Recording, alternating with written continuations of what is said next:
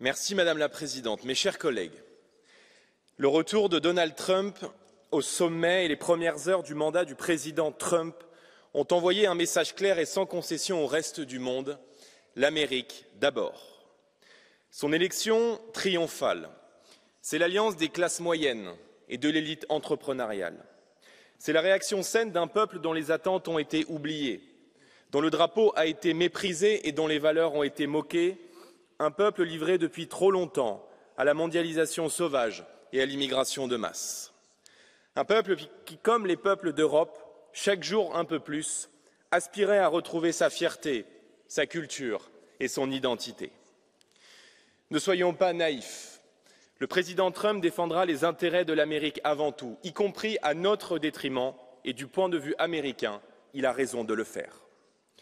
Face à la perspective de tensions commerciales, face à la nouvelle donne géopolitique, face aux inquiétudes de nos entreprises, de nos industriels, de nos agriculteurs, les Européens ne peuvent rester passifs au risque demain de disparaître.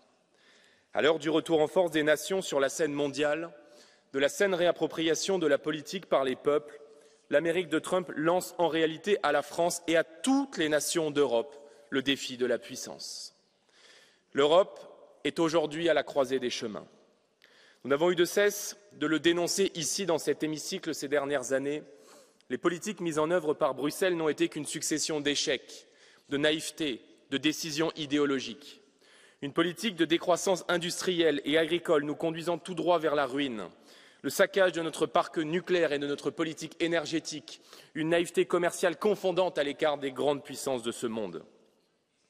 Le seul secteur dans lequel l'Union européenne de Bruxelles a innové est certainement la surproduction de normes, faisant de notre institution une machine à étouffer les entreprises, à obérer la croissance et à décourager l'innovation.